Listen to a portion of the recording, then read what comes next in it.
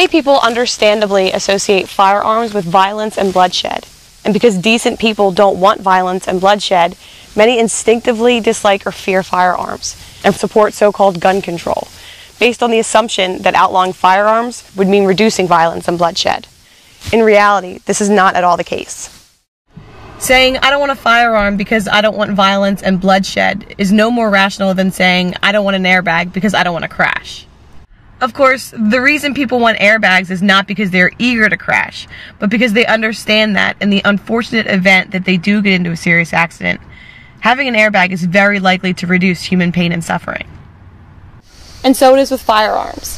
In the unfortunate event that violence does occur, good people being armed can dramatically reduce or eliminate human pain and suffering, especially the pain and suffering of innocent people. Everyone knows you shouldn't use something like a chainsaw if you don't know how to use it properly, or if you think you might hurt yourself or someone else. It's the same with firearms.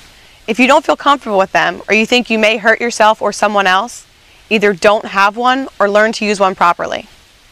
But make no mistake, if you do not possess the means and the willingness to forcibly defend yourself and your family, that won't magically stop the nasty people out there from having the means and the willingness to victimize you. Ask yourself this simple question. If someday you happen to be where an armed thug or deranged killer strikes, would the people there be better off with you armed or with you unarmed? Unfortunately, the bad guys of the world aren't nice enough to give advanced warning of where or when they intend to attack. If such an event does occur, they aren't going to wait around for you to go and buy a gun so you can come back and stop them.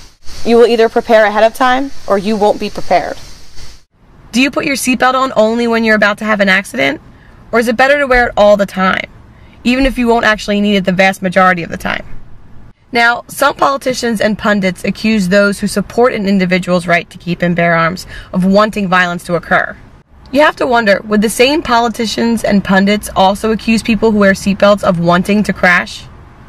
If there was some way to wave a magic wand and disarm all the bad guys in the world, that would be nice. But in the real world, the best chance the innocent have for staying safe and alive is for good people to possess the means to resist violent attackers with defensive force of their own. The evidence shows that responsible people being armed reduces crime, and the government's own crime statistics show that privately owned firearms prevent between 1 and 2 million crimes every year, usually without a shot even being fired. Now think about this. We've all seen thousands of examples of bad guys in movies using guns to do bad things. But have you ever seen a Hollywood movie or TV show that depicted an average armed citizen preventing a crime? In real life, it happens all the time. So why does Hollywood almost never show it happening? Whether it's the result of ignorance or some political agenda, movie makers constantly misrepresent gun owners, and not only seem clueless about firearms and how they work, but seem completely ignorant of even the most basic rules of firearm ownership, rules which millions of Americans know by heart. Treat every gun as if it is loaded. Always be aware of where the barrel is pointed, and never aim any gun, loaded or not, whether your finger is on the trigger or not, at anything you don't intend to destroy. Keep your finger off the trigger until you're ready to fire. Always be aware of what is around and especially behind your target, and don't fire if you're not sure where the bullet might go or who or what it might hit. Even the supposed good guys in movies violate these rules constantly. So is it any wonder that so many Americans are scared of firearms? It makes sense when the mainstream culture is always bombarding them with examples of guns being used irresponsibly or maliciously, while almost never showing normal, decent people using firearms responsibly and defensively.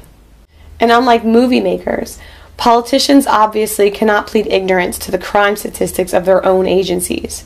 So why are they always pushing to disarm the public?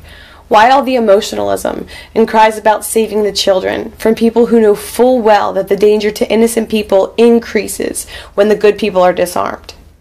Obviously, some sociopath who doesn't mind violating laws against assault and murder won't mind violating gun laws either. By definition, gun control only disarms the law-abiding, and politicians know this. So why do they keep pushing for what they know will increase violent crime? First, let's be clear about what gun control really is. Gun control is not about doing away with guns. It's about making it so that only cops and soldiers have guns. Have you ever heard any politician suggesting that his enforcers and protectors be disarmed? Their goal is not to make guns disappear, but to create a huge imbalance of power, with government agents remaining heavily armed and everyone else left helpless. The politicians know that wouldn't make you and me any safer. Far from it. So what is their agenda? Government is about control. By way of taxation, you are forced to fund the politicians' schemes. Whenever they enact a law, they aren't asking you nicely to behave a certain way. They are ordering you to do or not do certain things, with the threat that their hired enforcers will punish you if you disobey. You know this, even though you'll rarely hear it described this bluntly and honestly. The so-called lawmakers think they have the right to forcibly dominate and extort you. If you don't like funding warmongering, bailouts, a giant welfare state, or a giant police state, they don't care. You will pay up, or eventually they will send their men with guns to take your property or put you in prison. This is true of so-called gun control laws as well. If some peaceful, moral person owns a gun for self-defense, after the politicians declared that to be illegal, what happens to him? Other men with guns show up and, using violence or the threat of violence, forcibly take that person hostage. In reality, so-called gun control is gun violence. It's obvious why those in power want their own enforcers to be armed, so they can force you to obey them. And it should be just as obvious why the last thing the controllers would want is for you to possess the means to resist their enforcers. As people get more and more upset about what those in Washington are doing, and more inclined to resist, it should come as no surprise that those in government are becoming more desperate to disarm the people. They don't care if you whine and protest, but they do care if you disobey. And they know that if they had all the guns, it would be a lot easier to keep you subservient and obedient. You may not like hearing this. You may want to believe the rhetoric we're taught about the politicians representing and serving us, as if we're in charge, as if they care about what we think. But deep down, you know that's a lie. You know that if you don't do as you're told, their prisons and their armed enforcers will be waiting for you. So do you still want to pretend that they work for you? In recent years, those in power have engaged in more and more fear-mongering regarding so-called assault weapons, military-style rifles.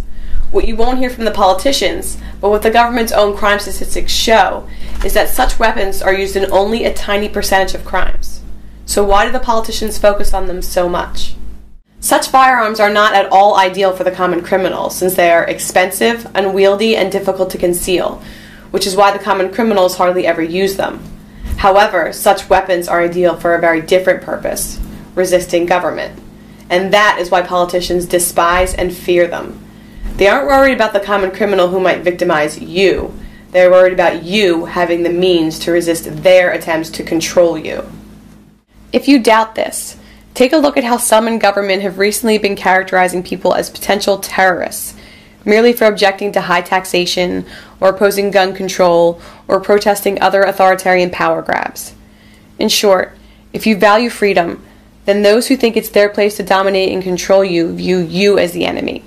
So doesn't it make perfect sense that they would want you to be unarmed? If this is sounding too radical or scary to you, keep in mind why the Second Amendment was written. Even with the Constitution in place, the founders still thought it was ultimately the job of the people, not any legislature or court, to decide when the government had gone too far and to forcibly resist if necessary. So is it any wonder that the American ruling class now views anyone who talks too much about the Constitution or the Declaration of Independence as a possible terrorist? If you were a tyrant, how would you view people who were cheering for a document which says that the people have the duty to alter or abolish any government which becomes a violator of individual rights? Some who still celebrate the American Revolution as a noble victory for freedom argue that oppression in the U.S. today is not bad enough to justify forcible resistance again.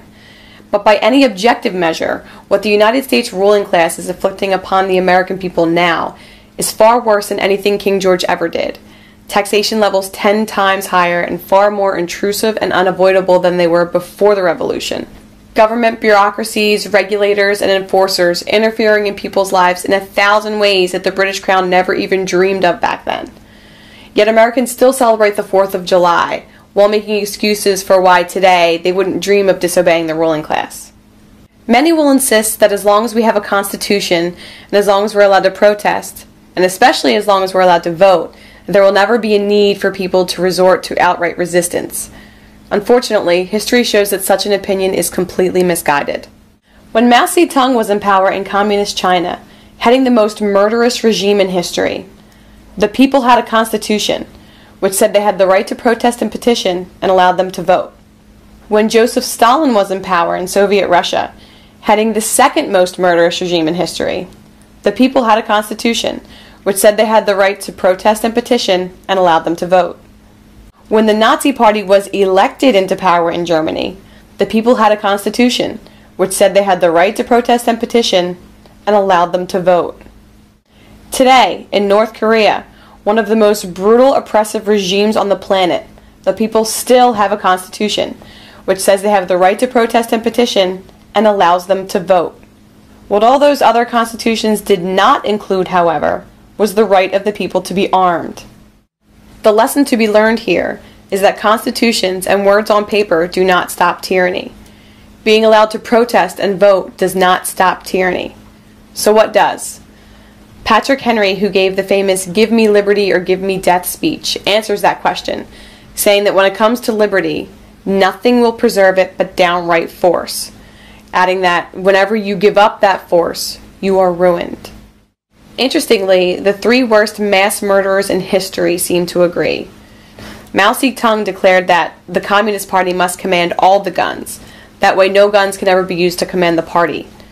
Joseph Stalin proclaimed, "If the opposition disarms, well and good. If it refuses to disarm, we shall disarm it ourselves." And Adolf Hitler bluntly stated, the most foolish mistake we could possibly make would be to allow the subject races to possess arms. And if you want to know what happens when authoritarian regimes succeed in disarming people, all you need to do is open a history book. This is what the world looks like when the good people are not armed. Tyranny has never been ended, and freedom has never been achieved by asking nicely. Frederick Douglass summed up the truth quite well when he said, "Power concedes nothing without a demand. It never did, and it never will."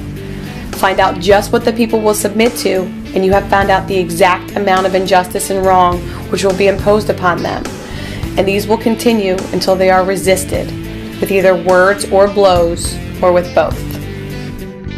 History has shown us just how true it is that authoritarian power concedes nothing without a demand. And if government enforcers have these and the people don't, only one side will be in any position to demand anything. And that, above all else, is why good people should be armed.